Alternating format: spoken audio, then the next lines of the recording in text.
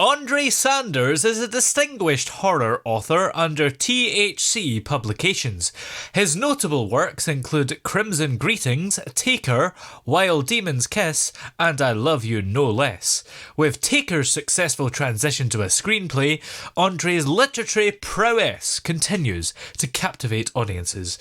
And Andre is with us here. How are you today? I'm good today. So, how long have you been writing, and what inspired you to pursue the path? Well, actually, I'd been writing since I was like a kindergartner in grade school. Wow. And my mother had brought me up on horror movies. So that was just kind of like my go-to. And I was the kid in grade school writing stories and getting sent to the office. Like that's how bad it was. And I didn't start publishing anything until 2015. And Crimson Greetings was my first novel. And then, of course, Taker followed that. And my recent publication, I actually stepped away from the horror genre and went to romantic thriller. Yeah, so it was a big leap, Yeah. but I'm having fun with it though. And what was it that prompted that leap from horror to thriller? Well, the last publication I released of horror was a collection of short stories titled Chapters of Catastrophe, and it was really like the most extreme I had ever gone. And after that, I was just like, okay, I pushed myself as far as I can go. What else is out there? Yeah. And then I just got the idea for this, romantic thriller about a staged abduction that centered around this state prosecuting attorney that he felt enough justice wasn't served on a man that was involved in a traffic accident that had killed a child. Wow. So, yeah, he orchestrated this plan, to get further justice on this guy and hired his daughter to murder the man in her staged abduction. Yeah. But then when she ends up with this guy, she finds out that not everything is as it seems, and they fall in love. Oh, wow. Yeah. So what inspired you to create such a unique and intricate storyline? The idea had just popped in my head, when I had thought about going to something else. And I'm not gonna lie, I've watched, some chick flicks, to myself. So I was like, if I throw like I'm away from horror, but if I still have like the elements of thriller and involved and throw in some romance to some degree, what can I get? And then I thought about the legal system, and then this story just came together. When readers read Objection, what kind of emotional roller coaster can they expect? Are there any particular moments or twists that you're excited for them to experience? It is full of twists. Like you think you know where it's going, but each character has their own agenda. And a lot of the agendas are dark. Yeah. And then at the end, I have this flashback scene with one of my main characters that it would just throw people for a loop. Yeah. Just something they do not expect. And you mentioned the main characters, and the dynamic between Shay Rivera and Casper Floyd appears to be quite central to the narrative. So how did you develop their characters and the challenges that they face as the story unfolds? Well, Shay was like pretty interesting when I created her, because I wanted this woman that was involved in something that she believed was like everything she was told, but everything is not as what she believed. And then I just, her character, like working with her, it was a lot of fun to do. And Casper, like I made him like the little country bad boy. Yeah. And yeah, he was, and I personally know some people that, are not up to par with the legal system. Mm. So I kind of based that on things I know about people. Yeah. Yeah, and it was just, and then put the characters together. All of it was a lot of fun. And Shay and Casper's relationship takes an unexpected turn as they get to know each other, as you kind of mentioned. So can you tell us a bit about the themes of trust and transformation that are explored in their connection? Yeah, it's like from the get-go. See, Casper already knows what the main plan is. Yeah. And Shay's just going in like a deer in the headlights. So Yeah. she doesn't start out trusting him, but then he starts telling her things that she doesn't know, that she starts to question, and then she starts to piece it all together. So their relationship actually develops from that sense of trust that she, finally gains. And yeah, and her background is all she's ever been in is like a verbally abusive relationships. So she has a lot of emotional damage. And then I put her with this guy who's actually he's given her everything that she wanted in a guy that she never got. To be able to develop a character that's got so much going on, did you have to do any research for that? No, it just like, as it came to me, I went with it. Other themes in the book as well are like deception and secrets and hidden agendas. So how do they drive the plot and shape the character's choices? For the most part, like all of the secrets and personal conspiracies within the story, like I'll begin with with a certain character, and then I'll have another character with one, but then both of those characters' motives come together. Like the only character that has her own motive that is not tied in with what everybody else has going on is Shay. Yeah. But like Shay's father, he has his own, motive. Yeah.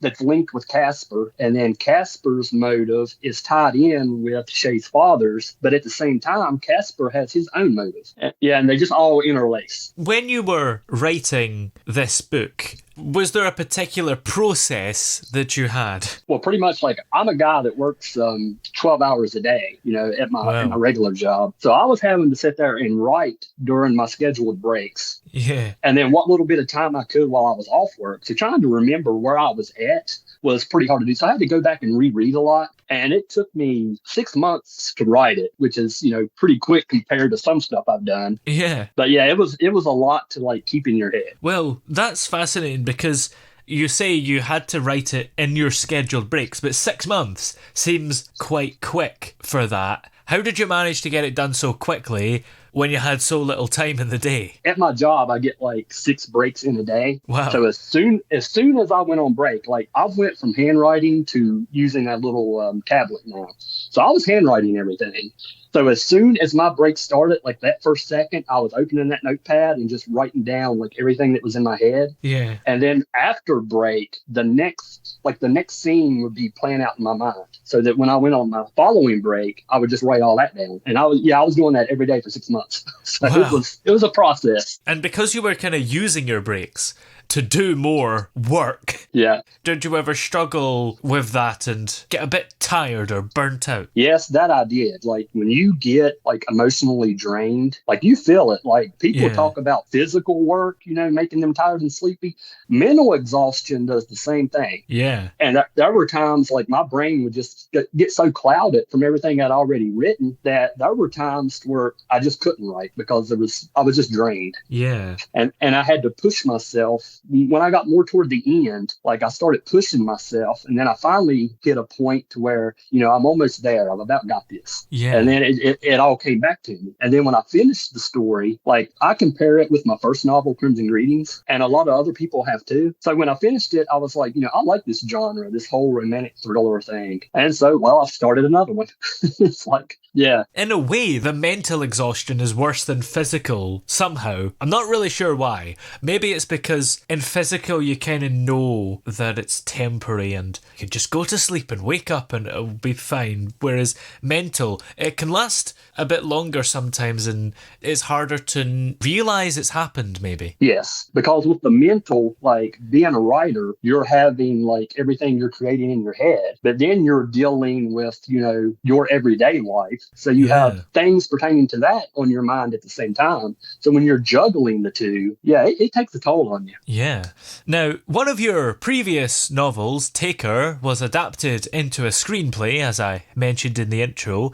So how did that feel to see your work take on a new form? Oh, I enjoyed it. It was actually an author friend of mine who was also wrote screenplays and had one of his films actually adapted into a film. And so he ended up working out this deal. He was like, I'll do your screenplay. So he did the screenplay, got it copyrighted, but it hasn't actually been made into a movie yet. So I'm hopeful that one day it'll happen. Because it's exciting to see your work take on a new life. And do you hope that it's going to happen with all your works in some way? Yes, I would love to see it. and probably more with objection to where it's not really a violent work like all of my past stuff. Yeah. And this one's actually getting more recognition than anything I've ever written. Yeah. Like I've got TikTok users, posting about it. Wow. So yeah, it's coming along pretty well. That's so exciting because once people start to like it, you don't have to work as hard with the marketing because Correct. people will just tell a friend and then they'll tell a friend and so on. Yes, because the marketing, like when you're having to do it yourself, when you finish, like that is a lot more effort than being a writer in itself. Yes. And setting and writing a story. And the thing is, most people probably don't really know what they're doing when it comes to marketing because they're an author. They're not a marketer. So yes, it's difficult. Yes, I feel the same way because this is actually the first time I've got out and marketed to this extent. So it's a learning experience for me. What are you working on at the moment? Are there any specific books or, I guess, new genres perhaps that you're getting into? Yeah, the one I'm currently working on is actually a book that's going to be titled The Story of Gina Daniels. And it's going to be more of like a small town farm setting, dramatic suspense that involves this mother whose own mother had passed away like 4 weeks prior, and then they're moving into the family home. But her husband is not like the best guy, there is to be with. So then things happen, and then her and her husband end up separating. He takes the two children. And so it's kind of like, it's one of those stories of how far is a mother willing to go to protect her children? Yeah. Like she's going to be out to get them back, but at the same time, she's going to have to be dealing with a narcissistic mother-in-law. It sounds very exciting. Is this another book that you're writing during your breaks at work? Yes, I am. Yeah. So even though it may be difficult at times, the inspiration is still coming to you and you still seem to be enjoying doing it. Yes. And now I'm writing on a tablet because I got done away with handwriting. I was like, there's got to be a faster way. So I got a tablet, and I'm actually to get out a lot more than I would if I had my notepad and pen. Although, with a notepad and pen, depends on what your job is, but you know how usually you're not allowed on your phone at work or an iPad or whatever, so you could just be writing the book while you're meant to be working, and people will just think you're doing work stuff, but actually, you're writing the book. True. Yeah.